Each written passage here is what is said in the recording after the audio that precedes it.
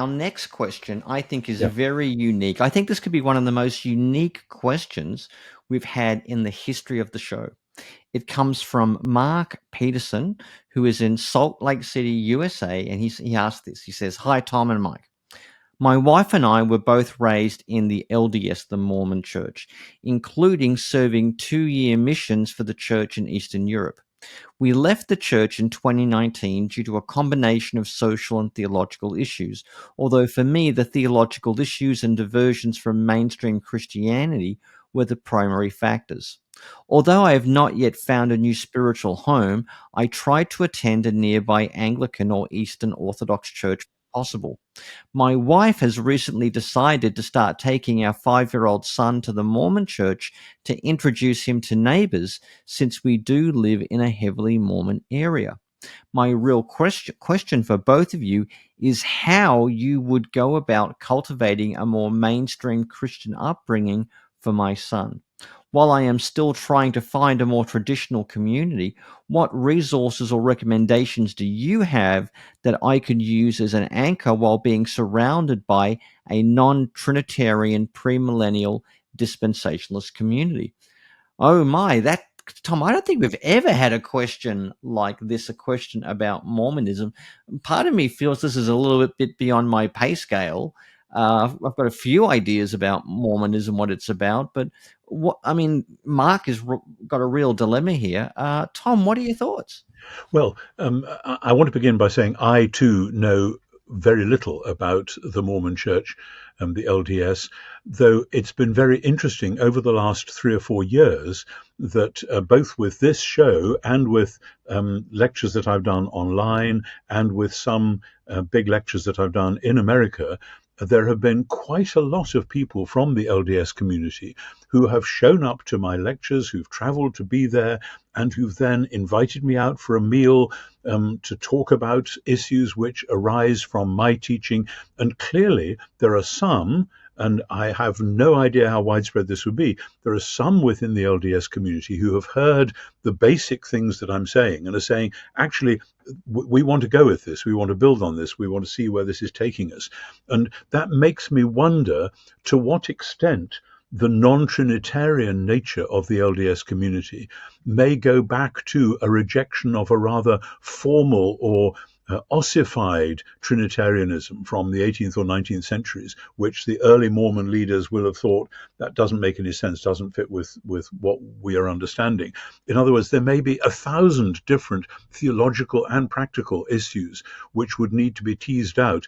So I find it quite strange to be with such people, because from one point of view they're saying we're right on board with what you're doing, we like it, we want more, da-da-dum.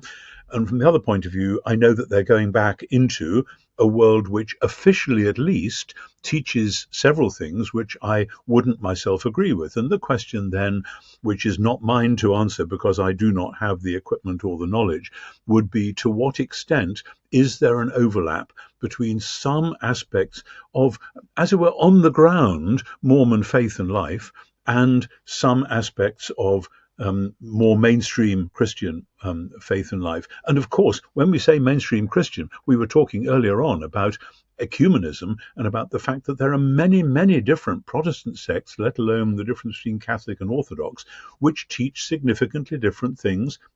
And so in a sense, we meet the same question at just maybe a different level. So I want to put that on the table first, because I cannot pronounce on the Mormon movement as a whole in its history or in its present condition. However, I do want to say to Mark, I'm not quite sure why you say you try to attend a nearby Anglican or Eastern Orthodox church when possible.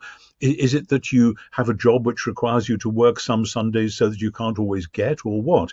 I would say, please find a church where you can become a regular member, where you can be a part of a worshiping family, where you can be responsible to your fellow Christians in that group and they with you. And try and find a way in which, even if your wife believes it's right to take your son to a Mormon worship service, maybe in the mornings, maybe you could go somewhere else in the evenings, or whatever it might be. But at the same time, please, in your home life, find ways of reading the Bible together. and find ways of reading the Bible with your 5-year-old son together. A brief commercial, you probably know that I have recently produced a children's Bible, which is, I think in England it's called God's Big Picture Bible or Big Story Bible, and in America it's called My Big Story Bible. Maybe it's the other way around, but you'd find it anyway online. And I've been excited by the response to that many people with young children have said that they really latch on to the pictures as well as the words. But there are many, many, many children's Bibles out there. Just get one and read it with your 5-year-old. Read it and reread it and discuss it with them. Many 5-year-olds can actually pick up the concepts and the stories quite quickly and easily.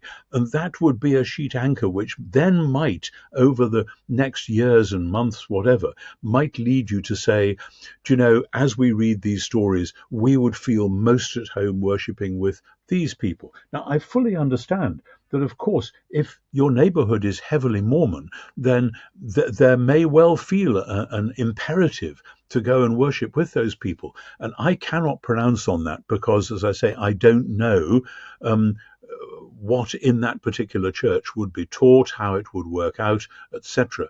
I would be wary of it, naturally, but I would say the home life with the Bible and your own regular worshipping life in an Anglican or Orthodox or whatever else is appropriate church, and hopefully being able to go sometimes at least with your wife and son to such a church so that they with you can share in something which is more mainstream, whatever else you feel socially you need to do. It's a difficult question.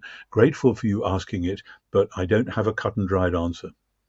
Yeah, I mean, I'd like to hear from other people who may be involved in, Mormon churches. What's their experience? I mean, I think, my advice to Mark would be not just find a good church, but find a church where they understand Mormonism and they understand Christianity, and maybe where they've met a lot of people in your position who are coming out of Mormonism, trying to connect with the broader historic Christian tradition, but they feel a little bit disorientated and discombobulated by what they're doing, and they're still linked into social networks and all kinds of things. So maybe that would be a good course of action.